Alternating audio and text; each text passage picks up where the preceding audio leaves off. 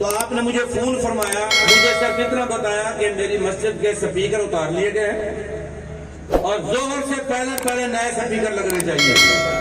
اللہ اکبر کی آواز سپیکروں میں ہونی چاہیے۔ میں نے بھی اتنا سمجھا شاید جیسے اس وقت یہ غنڈہ گردی کرتے تھے، آتے تھے اور سپیکر اتار کے چلے جاتے تھے۔ میں جب پہنچا آپ کی بارگاہ میں تو آپ پہنچ چکے تھے، تو میں نے جب وہاں میں پہنچا تو مجھے پتا چلا یہاں تو بڑا ظلم ہوا ہے، سردارہ صاحب پر بھی تشدد ہوا ہے، گھر کی بھی صفائی ہوئی ہے اور گھر کو توڑا بھی کیا ہے۔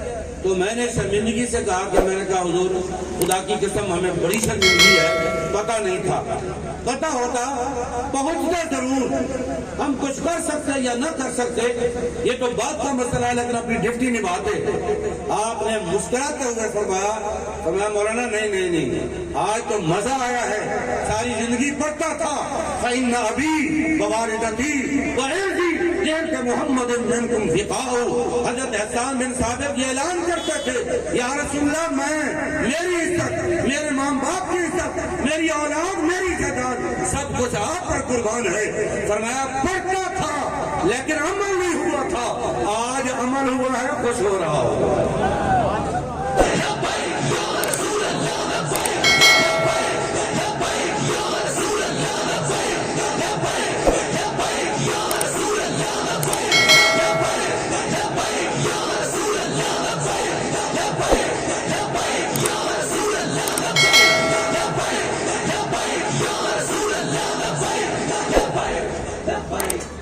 تو ہمارے قائد نے ہمیں یہ سبق دیا ہے، بلکہ کئی بار فرماتے تھے اپنے بیٹے کو، فرماتے انس یار تو مر جاتا نا بڑا ہی مزہ۔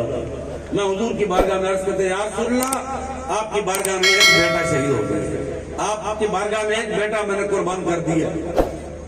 یہ وہ محبت نہیں ہے جو دکھا کے ہو، یہ وہ محبت نہیں ہے جو پپیاں بچا کے ہو، یہ وہ محبت ہے سب کچھ قربان کر کے۔ تو یہ سبق ہمیں دیا۔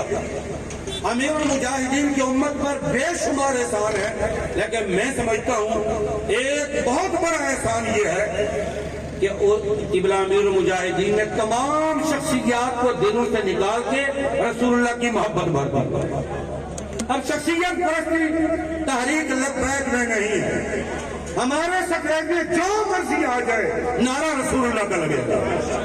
تحریک لبیک کے سکریٹ پر کوئی پیر آئے، کوئی شیخ آئے، نعرہ لبیک یا رسول اللہ کا لگے گا۔